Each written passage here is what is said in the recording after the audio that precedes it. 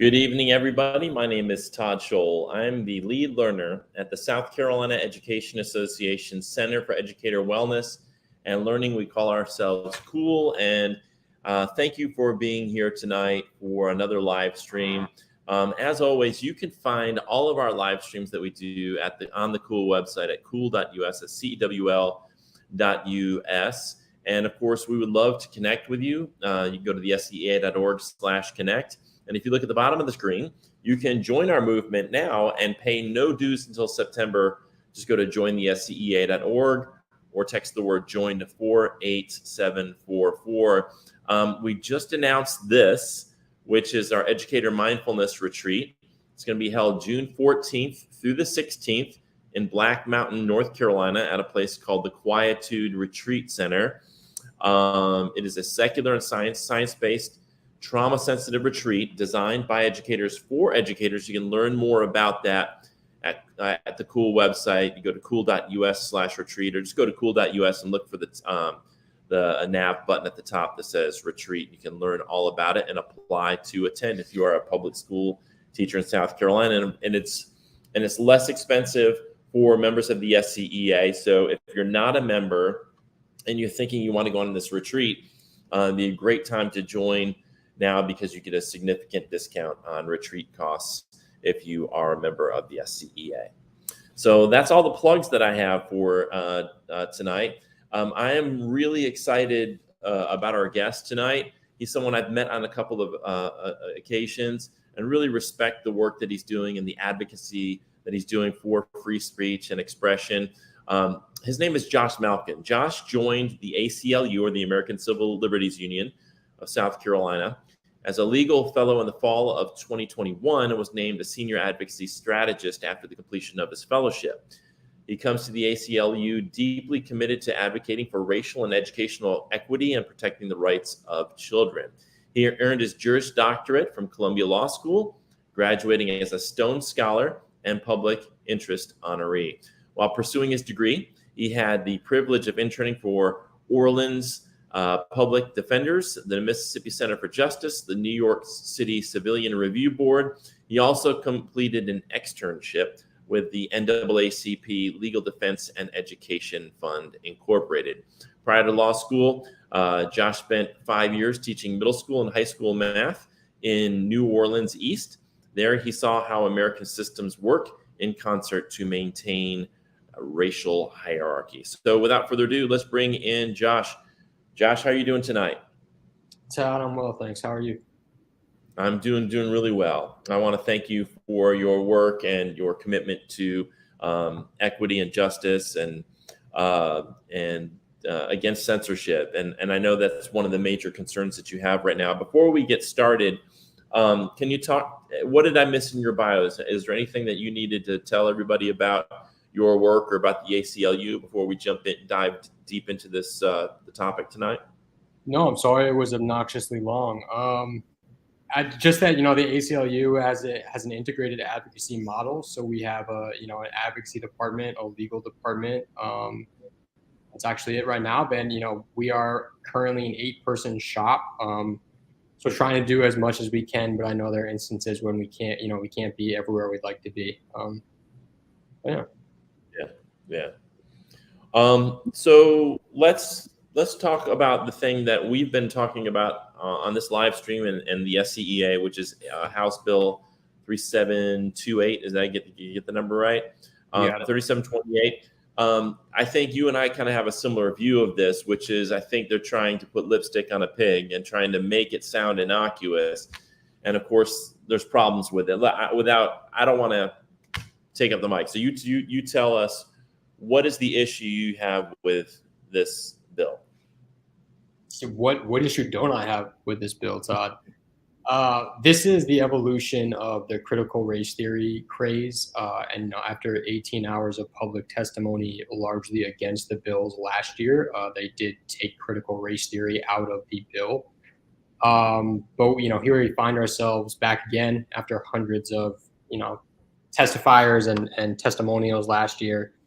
They came back this year, and the bill, the bill got out of committee, and it was largely what they ended up with last year, out of the House committee, excuse me. And then on the House floor, the Freedom Caucus, which is kind of like the radical right flank that's no longer actually considered part of the GOP, added a bunch of amendments. So they added a private cause of action where a parent anywhere in the state, anywhere in the country could sue a school district if they believe them to be in violation of the law. They prohibited the teaching of current events. They allowed parents to opt their child out of any instruction that they wanted to opt them out of. And they just greatly expanded the ban on, instruction and trainings on gender and sexual orientation and gender identity.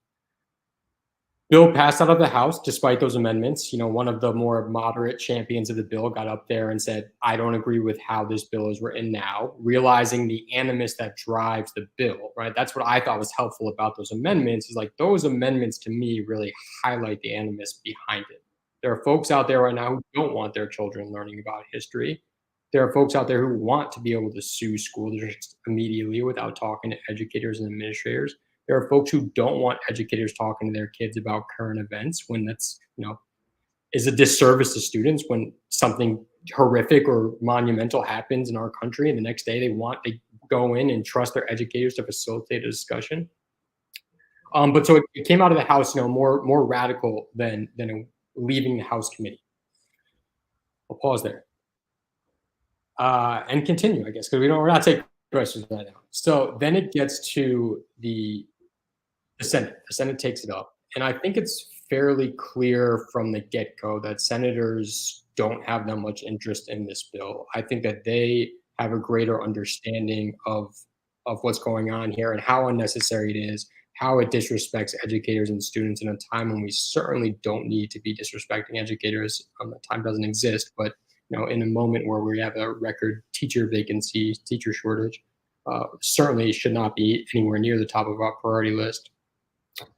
So it goes through the Senate subcommittee process, and the subcommittee is where folks will take, the senators will listen to public testimony.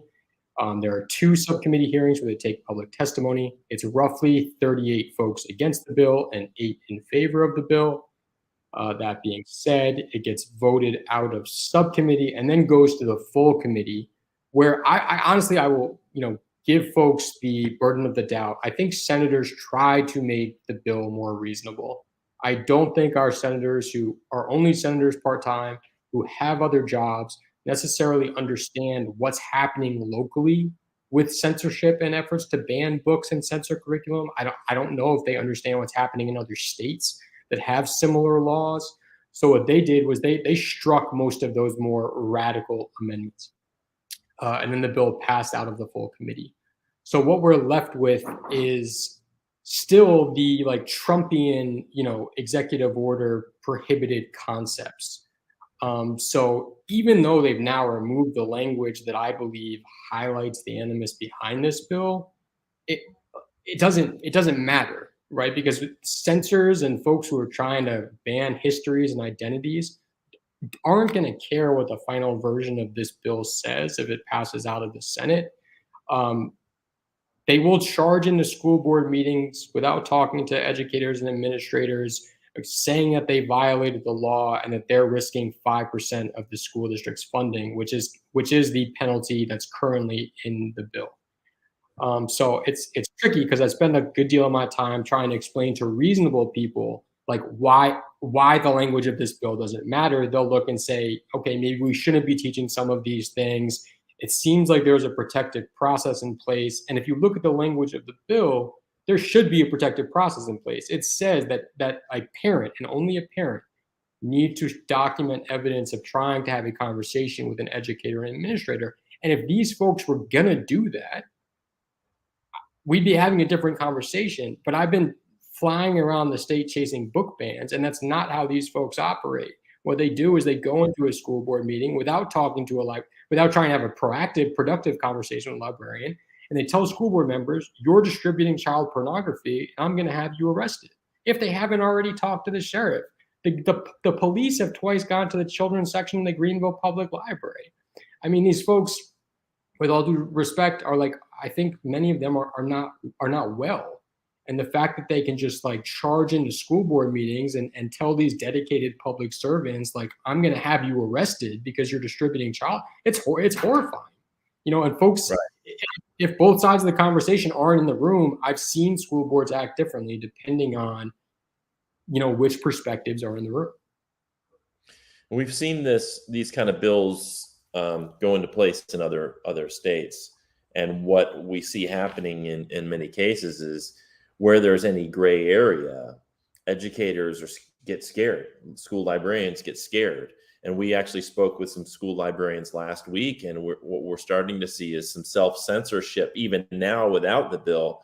Some school librarians are perhaps not ordering a book that maybe they would have before, or maybe they're taking something out of the library that they wouldn't normally have taken out. And then you've got also classroom teachers who have classroom libraries, and now they're being asked to go through and scrutinize every book, and some of them that they've been teaching with for decades.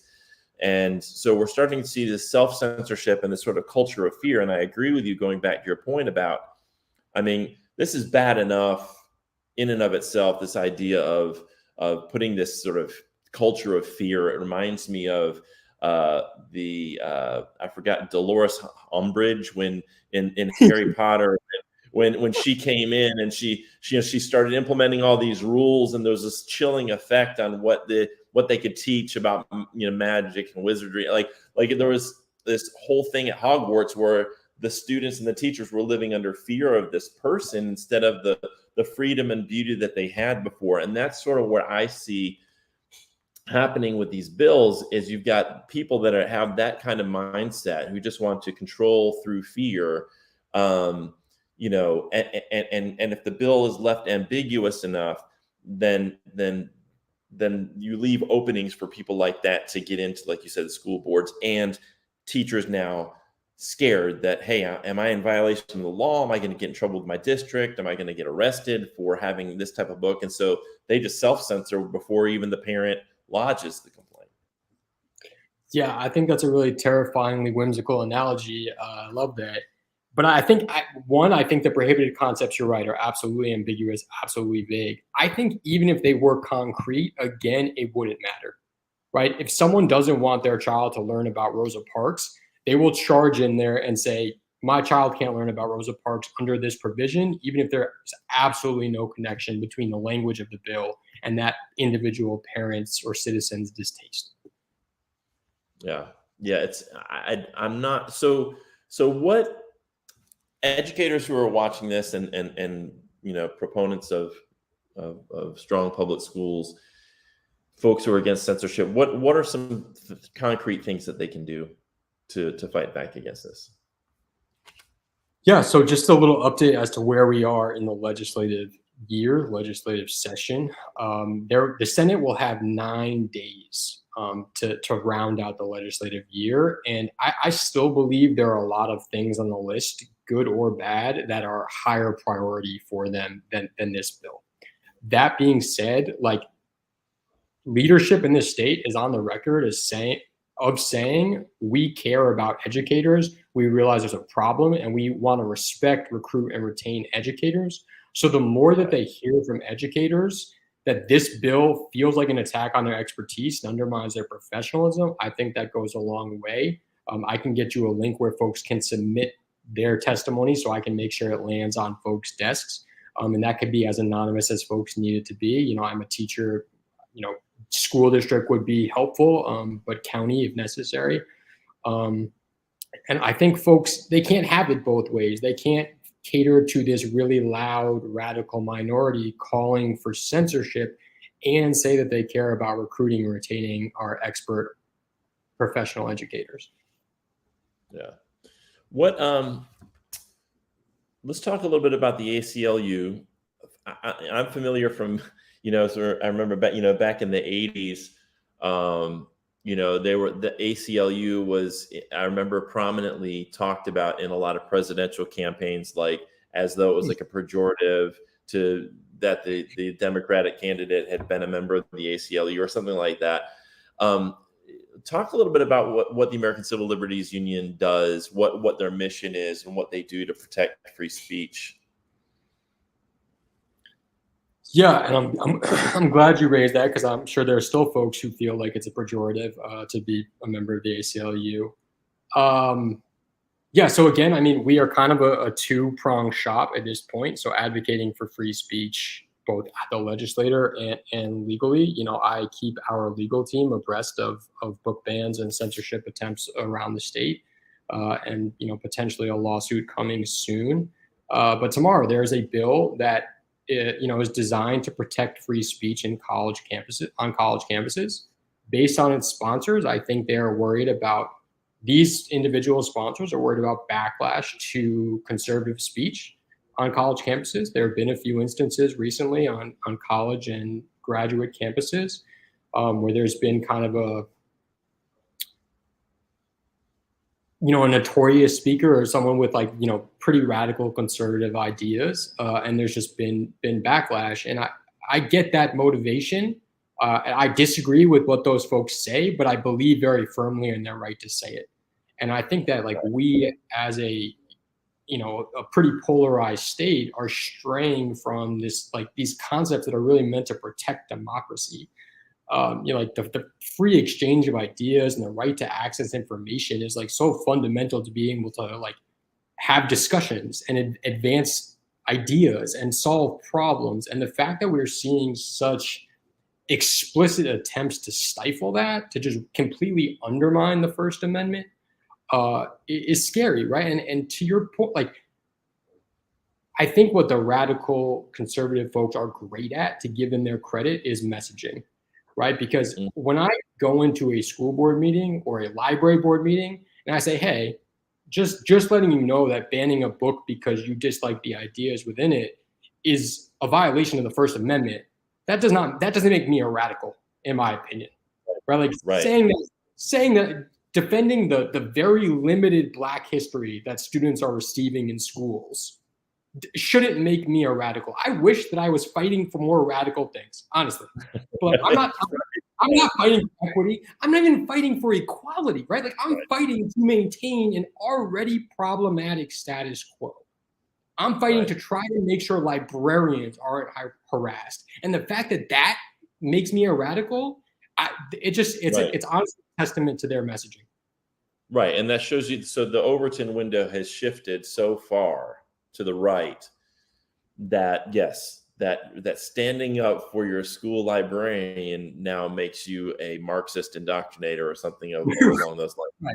It's and the irony of the Freedom Caucus being named the Freedom Caucus is one of the most amazing things. Like, the people that want to control women's bodies and control what's in your library, control what you read, and it's an amazing play of words to call themselves the Freedom Caucus. Yeah, it's absurd. I mean, the same people who are sponsoring tomorrow's bill would have the word equity criminalized, right? Legitimately sponsored that bill last year. So yeah, I mean, trying to hold folks responsible for ideological hypocrisy, I think we need to call folks out on that. But it's not the answer, in my opinion. The answer is, once you become informed, try to inform two other people. Because what we're hearing from elected officials is it's 10 to 12% of my constituents that are really loud and are gonna vote, right? So if you are someone who cares about protecting the freedom to read, who cares about protecting students' ability to learn about Black history, please let some other folks who may not know what's going on, let them know what's going on. Yeah. Josh, one of the things you alluded to, which I'd like you to kind of talk a little bit more. Um, we've heard the term cancel culture and that kind of thing. And I think sometimes we don't. I think sometimes we don't really approach that issue well in a nuanced way. Like, in other words, like you mentioned, like a conservative person coming to a campus, and obviously you and I would probably disagree with 99.9% of what's coming out of their mouth, but we also see the need to uphold freedom of speech and say, listen, you may not agree with it, but then there's the other side saying, well, if somehow it results in violence or results in my oppression, then so how do we have that conversation? How do we find that balance between protecting folks who feel marginalized and oppressed by certain types of speech, but also saying, listen, even though that there may be some truth in that, the value of free speech is also really important. How do we talk about that in this world where on Twitter, like, there's just immediate like outrage if you don't conform to one side or the other? What are your thoughts on that? Yeah, it's a great question because I do believe that a lot of this language is so inherently harmful, and like most of it in a way that I can't fully understand, right? No one's attacking me, my identity on Twitter. So I acknowledge I can't fully understand how harmful a lot of this language is. I mean, I think what I'll say is like, if somehow, folks who are harmed by that, or those of us who disagree with it, were able to or wanted to suppress it, then it's just like fomenting, right? And we can't address the harms. We can't challenge the arguments and the premises that these folks are putting forth if they're not allowed to put them forth. And I don't have I don't have a perfect answer, because even as I'm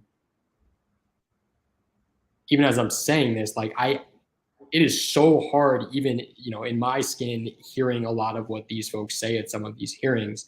So I don't know I have a great answer. I just think as what I'm seeing happen is, as some of these arguments get more and more offensive and radical, I think folks who didn't understand before are starting to connect some of the dots and get a sense of like how dangerous the evolution of this faction is. And I think if that wasn't happening publicly, it'd be harder for us to, shine a light on it.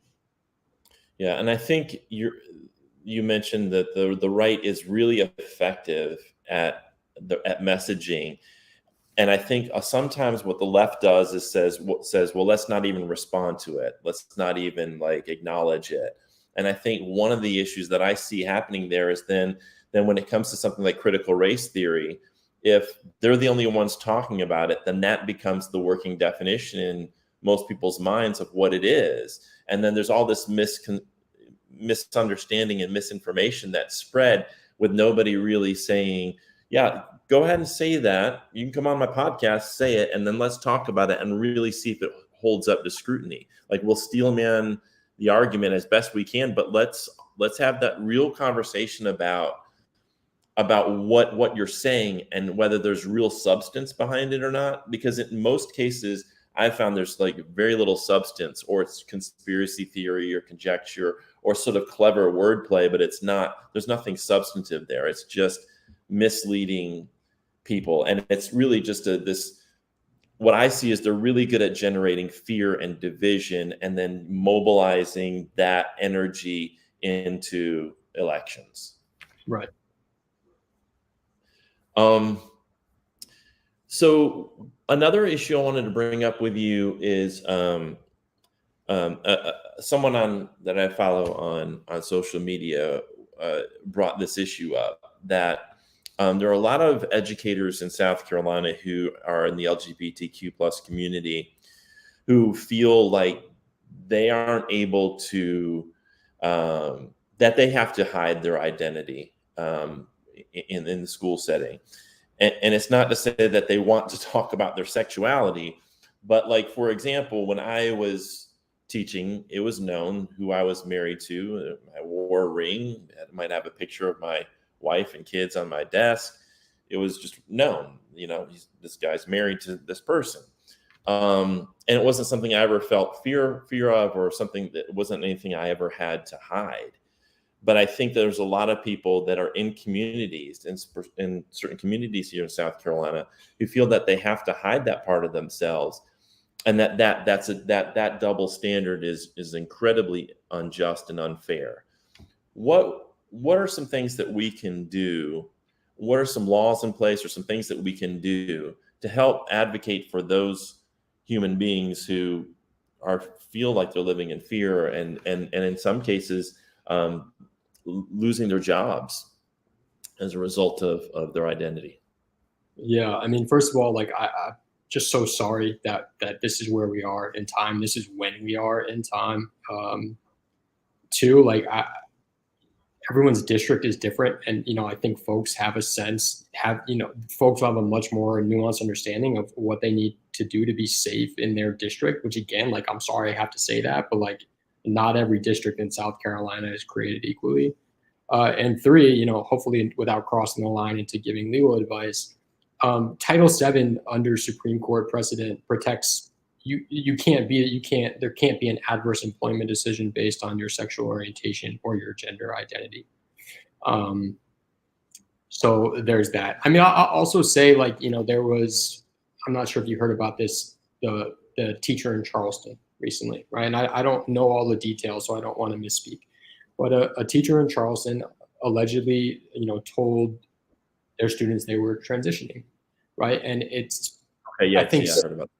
Yeah, and some, obviously, like the response that came from Moms for Liberty and the school board was just really disgusting.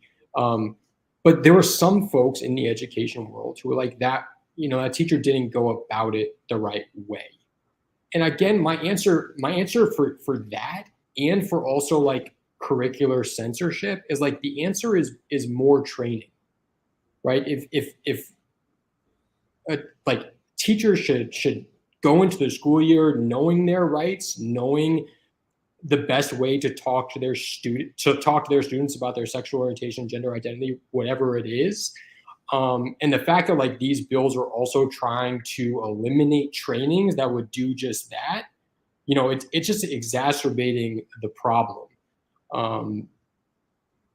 So yeah, I mean, again, it's just one of these situations where I wish I had something really, comforting to say, but we are at a scary place in time for a lot of South Carolinians. Yeah, I think there's a lot of educators, for a variety of different reasons, who feel this fear. And I would just encourage all of them to, and it sounds self-serving, but I do think being part of the SCEA is really important, because you do have that help desk, you do have that legal counsel that you can go to. You do have the liability insurance, that kind of thing. So I really strongly encourage anybody who's watching who is in the education world to consider joining the SCEA for that purpose, for that type of protection, but also for the capacity to be surrounded by other people, like-minded people, who can give you guidance and support, and who can come and be there to support you directly. What are some other issues in South Carolina that you see either now currently happening or on the horizon that you're concerned about, Josh? Yeah, I mean, I think the Parental Bill of Rights, which is kind of, the Mom for Liberty flagship legislation, which kind of combines a lot of censorship and don't say gay type language. That is still out there. I think there's a kind of a renewed push in those circles for that legislation to get a hearing. And all the legislation, all the horrific legislation you see moving elsewhere in Missouri, Texas, Florida, Tennessee, that all exists in South Carolina. And I'd say part of the reason that it doesn't move when we'd expect it to is like there are really terrific advocates around the state, courageously showing up to voice their opposition to these attacks on humanity. But next year is an election year, and this radical fact, I don't believe they're large, and I actually believe they are shrinking. but they will just get louder. So next year, with it being an election year, maybe some of these become hotter button issues as folks don't want to risk being primaried. But I'd say again, like the counter to that for folks who don't want to see that type of thing happen in South Carolina is let two other people know, right? We're not going to use the tactics they use, but if we are more numerous, which we are, and we voice our opposition, I think that's how we keep some of these really horrific attacks at bay. Yeah, I mean, I see. You obviously you follow Tennessee. We see what's happening under Ron DeSantis in Florida. Heard about from some colleagues today about some things happening in Arkansas. I mean, so there are all of these things happening across the country, like you said, and it feels like there's just this sort of national sort of these think tanks, whether it's Moms for Liberty or whatever type of group, or the Heritage Foundation, trying to just like, let me see if we can find any way in to pass some type of legislation. And it's just odd to me, like, you've mentioned this a couple of times, that we're in 2023 and it feels like we're going back to, like, trying to go back to 1953 or 1963. And one of my concerns is you've seen Trump and Nikki Haley and folks on the right, as we're gearing up to 2024, making this whole thing about trans rights and grooming and indoctrinating kids and woke, which that woke has just been bashed over the public's head as a way of just sort of mischaracterizing progressive values. It is scary because I feels like, instead of talking about issues that actually matter to people, like, global warming, which is going to have an effect on everybody, on the economy, inflation, things like that, we're talking about these culture war issues that really seems like they should have been settled decades ago, and now they're reemerging, and now we're having to go back and fight, and which is why I think it's so critical that folks get to know the work that you're doing, because those battles are coming back and resurfacing. How can somebody get involved with the ACLU if an educator or a South Carolinian wants to get involved with the ACLU? How do they do that? Yeah, can I speak to your point real quickly though? Oh, sure, yeah, please do. Yeah. I can 100% agree. I'd say, like, the two most enjoyable hours in the State House I had this year were listening to two Republican senators talk about insurance for, like, rental boats, right? I'm like, this could be the most boring thing I've ever heard, but it feels like what y'all should be doing, right? Like, right. This sounds like there's a problem here that y'all are trying to solve, and that's what y'all should be doing, is addressing real problems. And just to get to, like, when are we in time? I think that so many of these folks who are parroting these causes don't have an idea of what the end game is. And I don't know that I do either. Right? I don't know where all this is headed, because I'm so, I'm like kite in the hurricane, doing what I can to try to stop it in the moment. But I honestly think that this is probably headed towards, like, theocracy, right? Like, these folks want to dismantle public ed. And I think you would legitimately have some representatives right now tell you that they are pro-theocracy. Like, if there was a study done on the number of times, like, God is mentioned on the floor versus 15 years ago, I'd be shocked if it's not exponentially higher. So as folks think maybe this isn't so bad, maybe this isn't so bad, one, it's all terrible. Please believe me, it's all terrible. Like, two, if these folks get what they want, if our officials cater to the flavor of the month, they're not going away. Like, this faction isn't going away until we stand up to them. So, I don't really think there's no compromising with this agenda. This agenda is heading towards dismantling anything equitable and implementing theocracy. It feels like on the right, you've got those who do want to move towards theocracy. So they're driven by these religious, philosophical values. They would love to see us just, be a theocracy. and then those using them saying, well, they're useful because that helps us get votes, because there's not like those who want, to continue to lower the tax burden on corporations and don't want anything like universal health care, don't want to do any kind of like, environmental regulations. Right. Those who benefit from that, who are like full on capitalists looking to profit as much as they possibly can, utilizing those who wanted a theocracy to get them elected, because they know if we lose them, even though they're financially might be, voting against their best interests, as long as we can keep them hooked in through this culture war, through the trans thing, the grooming thing, the indoctrination thing, the CRT thing, we keep them hooked in and voting for us, then we get enough of the vote that then we can continue to keep taxes low on corporations and ignore essentially the needs of the people. 100%, 100%. Yeah, and to tie those things together, I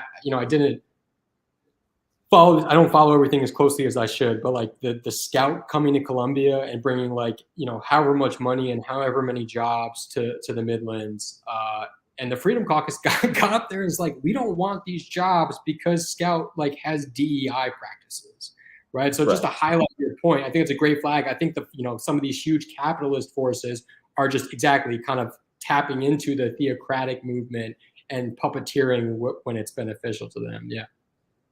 Right. So this is like cynical component of it that's just merely saying, well, yeah, we'll say whatever those people want to hear about trans people. We don't really care. Like we don't really care whether gay people get married or whether trans people have rights. We don't really care about that. But if it turns out that if we press this button, this woke button enough in the election, we find that voters gravitate to us, and that motivates people to get out there to vote. And then so we get enough votes, and then we can do whatever we want in the state house in terms of legislation to make things easier for us and increase our profits. And that's it's hard for me to understand why there's a lot of folks who can't see that.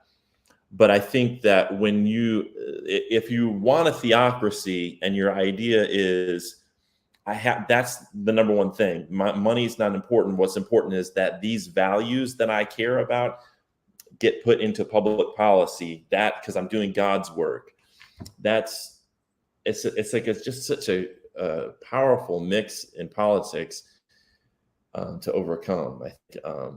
And like you said, it's a matter of just having these kind of conversations with people.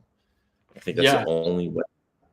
And I think social media, makes it all the more like dangerous and hard to follow, because, the Freedom Caucus can get sat down by their colleagues 40 times in a row and then get up, on social media, claim what a victorious night it was for them. And if you're not one of this, unwell people who choose to be at the State House every day, you have no idea that what they're saying is a complete misrepresentation of what actually just happened at the State House. So these folks are going to campaign on maybe this is how campaigns always work, I don't know, but they're going to campaign on like a lot of falsehoods, and who knows if there will really be people out there who have the ability to meaningfully bring their attention to the truth. I don't know. Social media makes it really challenging.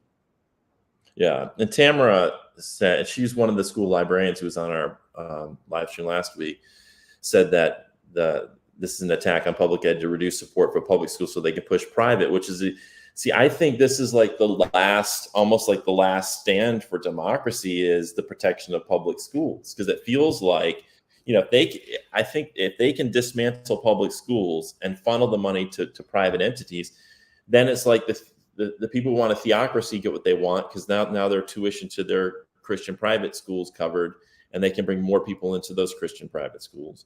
And then you've got and when you weaken democracy, which is exactly what you would do by dismantling public schools, then it's harder. It makes it so much harder for the people to fight back and push back, because they don't have the knowledge and the education to effectively fight back.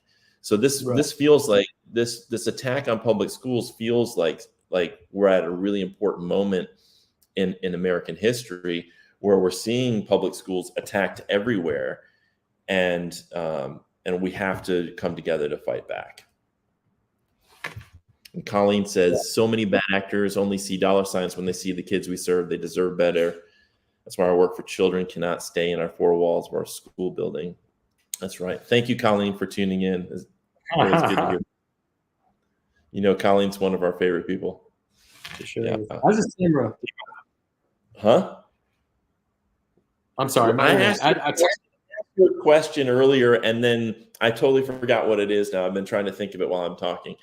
But the answer anyway. is Tamara Cox. Tamara Cox is my hero. Is the answer to any question? Yeah.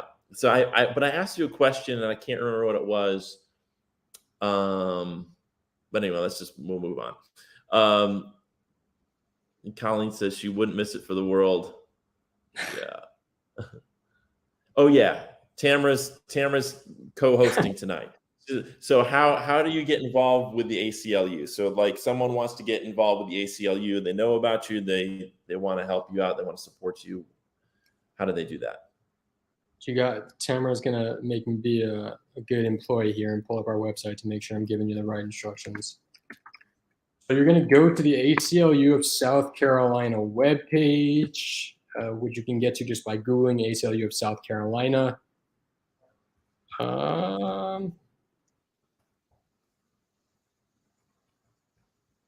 That is actually a question I should absolutely know the answer to. Please don't up this. Oh, there we go. There's a sign up tab at the bottom of the mountains graphic where you can sign up to receive our emails. That's aclusc.org is the website. So they're hiring a communications director. So anybody out there who's into communications, yeah. So like, what are some ways people can advocate with the ACLU? What are some opportunities for them? Yeah, so I will also plug the joint venture, actually, really of Tamara, Colleen, and I. We just hit 1,000 followers tonight on Freedom to Read SC. So big night for Freedom to Read SC. And I will tell you that is an excellent way to advocate with the ACLU and with a bunch of other great orgs. The SCEA is a member of Freedom to Read. The South Carolina Association of School Librarians is a founding member of Freedom to Read. And the way Freedom to Read SC works is we will get, and that's on Facebook, Freedom to Read SC on Facebook. We will catch whispers of book bans or attempted book bans. And then, we will reach out to our member orgs who are kind of spread throughout the state. If you think about the way that the SCA is set up and SCASL and the League of Women Voters and the American Association of University Professors, like 22 really great nonpartisan groups. And we will kind of get a little group together in that area to fight back against the attempted book bans. And you just get like these really incredible local groups of people who are so bought into ensuring that their school district like remains an inclusive place. So yeah, I think that is like the quickest way to advocate with the ACLU right now. When the legislative session ends, I know we're going to make a more concerted effort to also be in the criminal legal reform space. So folks can, I'm happy to like drop, if Colleen wants to drop my ACLU email address in there, I'm always happy to have folks reach out to me directly, and we have a Zoom call about ways to get involved. And if it's not an issue that we are working on directly, it's likely that someone in our office knows someone in the space. So always happy to be that connector as well. Josh, I want to, as we kind of like move towards the end here, it just occurred to me that I'm really curious about you and let me first start off with this simple question. What are some books that influenced you? Since we're talking about freedom to read, what are some books that influenced you to become involved in this work and have influenced your thinking around this work?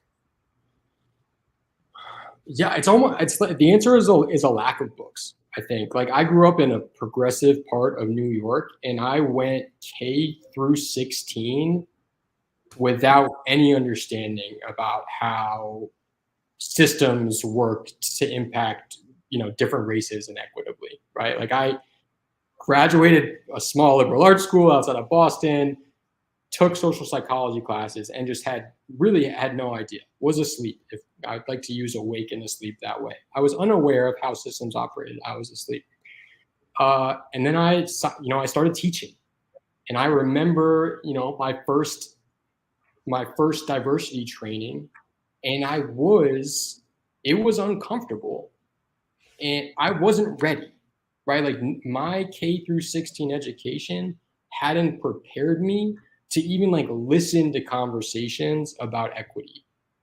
So but like that discomfort was so formative for everything I've done since then, because like that discomfort is crucial for individual growth and understanding.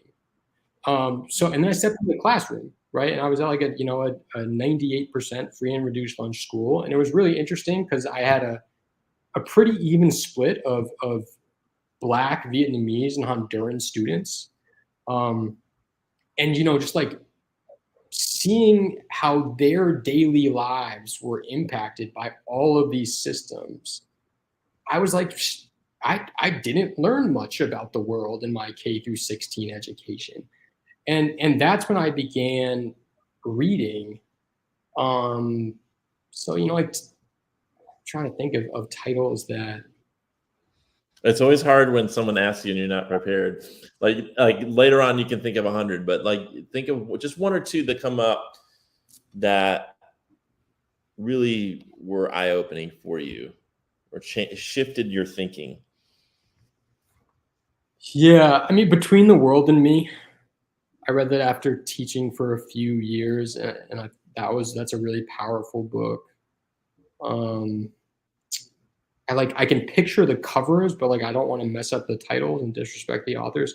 The Schoolhouse Gate, I think maybe I read that one during law school, but it's about how kind of like the Supreme Court has maintained segregation in public schools, through cases since Brown, right? And like now we're in this moment where they may overturn affirmative action.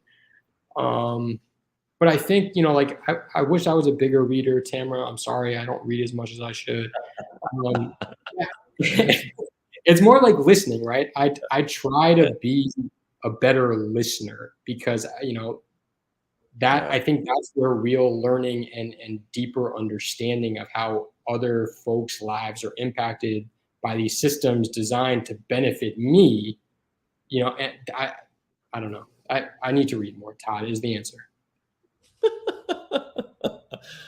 Who are some thinkers or some thought leaders in your world? I mean, some like I'll just throw out some of mine are like Paulo Freire, Noam Chomsky, Dr. Cornel West.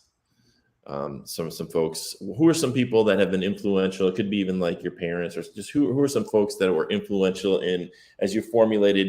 Obviously, how does Josh Malkin end up at being a leader for ACLU in the state of South Carolina and fighting for justice and for these values? Like what I hear your story and how you saw things and I think it's a testament to you that you saw injustice and that you didn't just say, well, but it doesn't affect me. So, there's a shift there when you see injustice, other people suffering injustice, and there's something in your conscience that says, well, I can't sit idly by while other human beings are experiencing that. I need to step up and do something about it, even if it doesn't affect me in the same way or my family in the same way. But who are some folks that have influenced you in your life?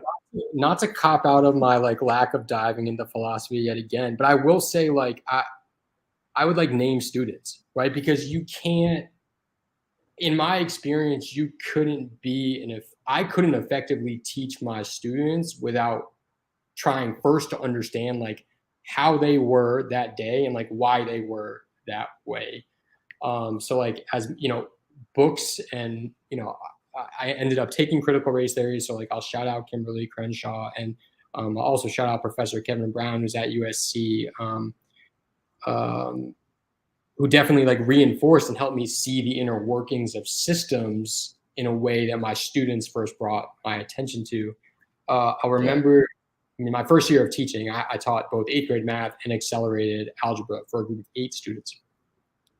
And I looked down one day and just like this always really hardworking, like quiet, polite student of mine was just like scribbling over and over, like my back hurts, right? Like I was like, she wasn't doing her work the way she normally did. And like, she just kept writing my back hurts, right? So it's just like things like that make you see things in a way that you hadn't before, that I was never forced to think about if my back ever hurt when I was a kid.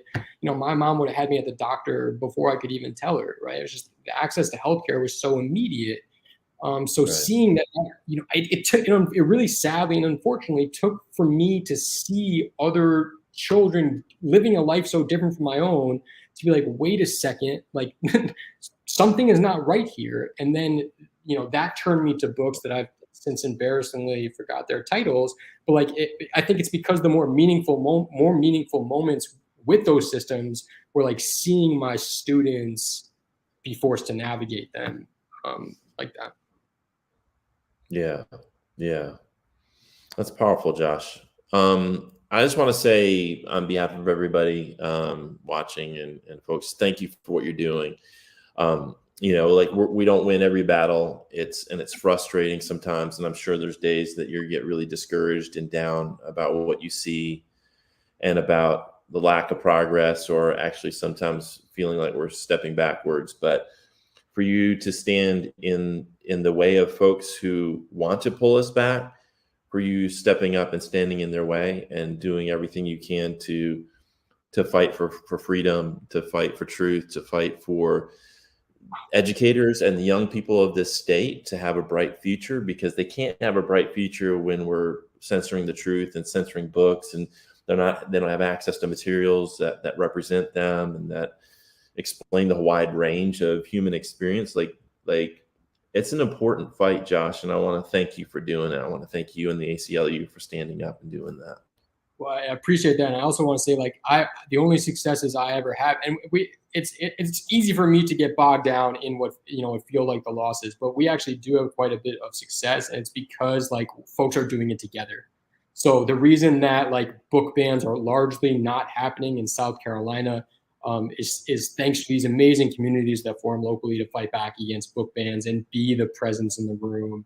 The fact that, censorship bill didn't pass last year when it passed everywhere else is because the Pro-Truth Coalition built up informed enough folks to fill 16 hours of public testimony. So I appreciate that, but like we do this, we are successful together. Yeah. I know there's so many educators that, one of the things that's really hard, I think, for advocacy when it comes to education is the people that are the best advocates are busy teaching. They're worn out. Like, they're getting up at 6 or 7 in the morning and like going to school, teaching all day and staying after school with kids, trying to help young people become the best versions of themselves. And they're worn out. And the idea of adding, advocacy on top of that, it's a lot.